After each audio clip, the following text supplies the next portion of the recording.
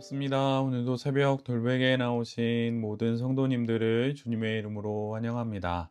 주의 은혜로 우리 모두가 또 화요일을 이렇게 시작할 수 있게 되었는데요.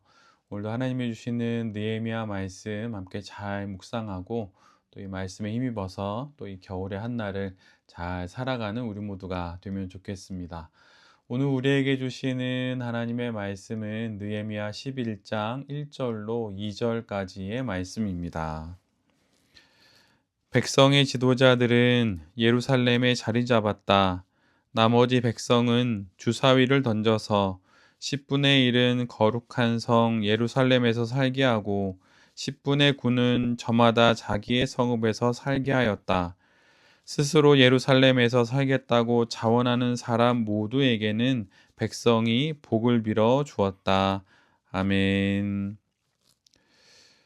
오늘은 느헤미야 11장의 말씀을 갖고 모여서 이루고 흩어져서 이루는 하나님 나라, 모여서 이루고 흩어져서 이루는 하나님 나라, 이런 제목으로 함께 하나님 말씀을 나누도록 하겠습니다.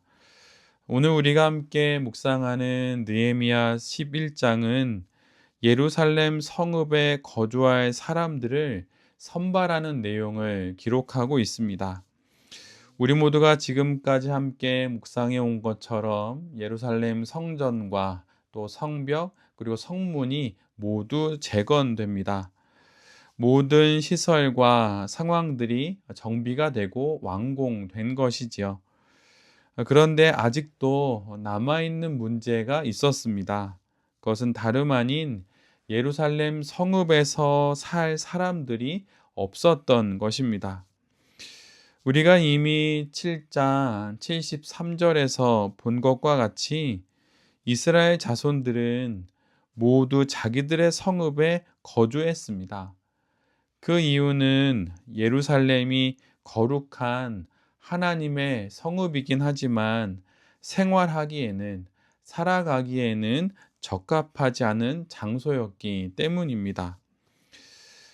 오랜 기간 회파되었기에 어쩌다 한두 번 절기에 맞춰 방문하면 모를까 그곳에 영원히 정착하여 산다는 것은 모든 사람들이 꺼리는 것이었습니다.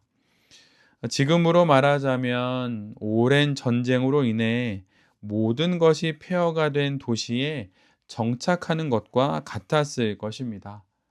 수도 시설도 없고 전기 시설도 없는, 생활의 기반 시설이 아무것도 없는 그런 곳에서 사는 것과 같았을 것입니다.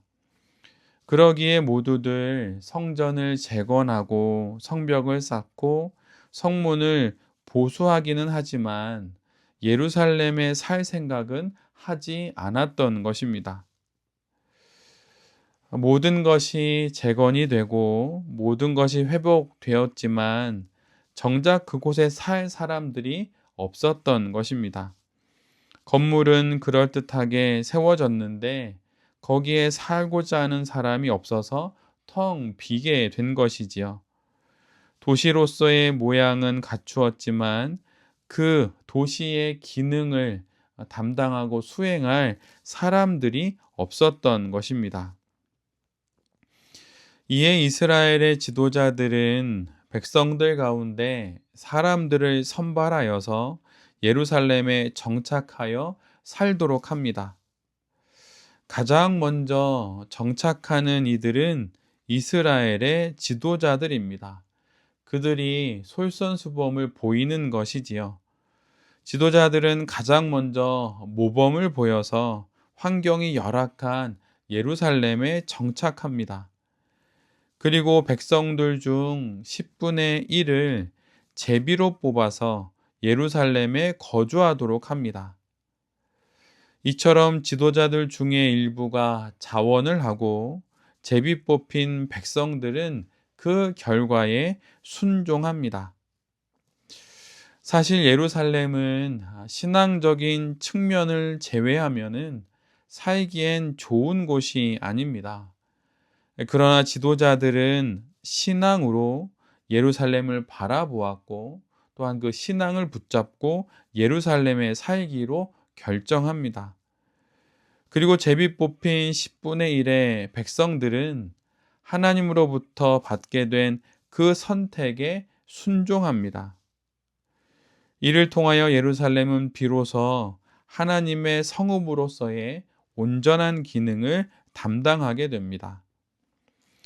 그럴듯한 시설을 갖추고 최첨단의 설비를 갖춘다 하여도 하나님의 부르심에 자원하는 이들과 하나님의 뜻에 순종하는 사람들이 있어야 비로소 완성되는 것입니다.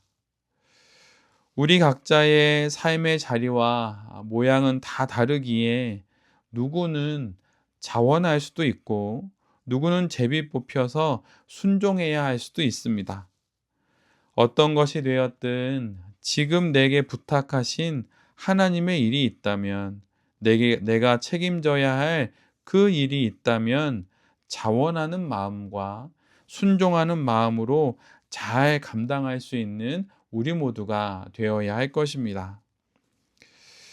오늘 본문 후반부를 보면 예루살렘 성읍에 정착하지 않고 예루살렘 밖에 정착하여 살아가는 이들의 명단이 나옵니다.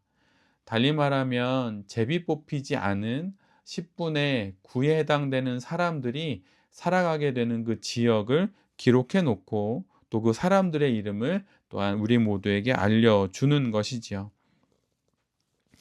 이는 성전과 성벽이 세워지고 성문이 보수된 예루살렘만이 하나님의 나라가 아님을 우리 모두에게 말해줍니다. 예루살렘 밖 그곳 역시 하나님의 나라요, 하나님의 백성들이 사는 하나님의 성읍들입니다. 하나님의 법이 세워지고 하나님의 통치가 실현되어지는 곳이라면 그곳이 어디가 되었든 그 모든 곳은 하나님의 나라가 되는 것입니다. 하나님의 나라는 자원하고 순종함으로 세워지지만 그것이 전부가 아님을 우리 모두에게 오늘 말씀은 보여주고 있습니다. 즉 예루살렘도 그리고 예루살렘 바깥도 하나님의 나라입니다. 세워진 곳, 부르심 받은 곳, 자원하는 곳, 그 모든 곳이 그 어디나 하나님의 나라인 것이지요. 모여서도 하나님의 백성이고 흩어져서도 하나님의 백성이라고 하는 것을 오늘 성경은 우리에게 말씀해 주고 있습니다. 오늘 말씀을 자세히 보면 유다와 베냐민 전역에 흩어져 사는 백성들의 마을까지 상세하게 기록합니다. 포로에서 돌아온 이스라엘 공동체가 다시 온 이스라엘 땅에 심겨지고 있는 것을 우리 모두는 보게 됩니다. 이제는 이방 땅의 나그네요, 노예가 아니라 하나님께서 약속하신 땅에 정착하여 사는 언약 백성으로서의 삶을 오늘부터 비로소 시작하게 된 것입니다. 예루살렘뿐만 아니라 온 땅이 바로 하나님의 백성이 살아가는 거룩한 땅입니다. 교회뿐만 아니라 우리가 일하는 직장과 우리가 살아가는 가정도 거룩한 땅 예루살렘입니다.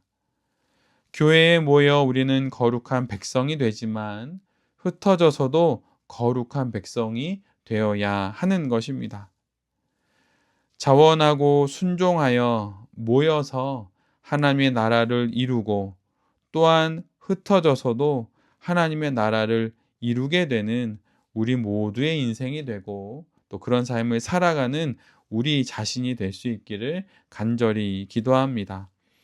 오늘도 모여서도 흩어져서도 하나님의 나라를 이루는 거룩한 성도로 살아가는 새벽 돌베개의 모든 성도님들과 또 이 말씀을 전하는 제 자신이 될 수 있기를 간절히 기도드립니다. 아멘. 함께 기도하겠습니다. 주님, 자원하고 순종하여 예루살렘 성읍에 모여 하나님 나라를 이룬 자들처럼 그렇게 자원할 수 있는 마음과 하나님의 선택에 순종할 수 있는 마음을 우리 모두에게 허락하여 주시옵소서. 아무도 나서지 않을 때 책임감을 갖고 나설 수 있기를 원합니다. 모두가 꺼려할 때 하나님의 뜻에 순종하기를 원합니다. 주님, 모여서 하나님의 백성이 되고 흩어져서도 하나님 나라의 백성이 되기를 소원합니다. 그래서 우리가 가는 모든 곳이 하나님 나라가 되고 하나님 나라 어느 곳이든 나아가는 우리 모두가 되게 하여 주시옵소서. 오늘도 우리 모두를 주의 은총 가운데 거룩한 삶으로 인도하여 주시옵소서. 이 모든 말씀 예수 그리스도의 이름으로 기도드립니다. 아멘.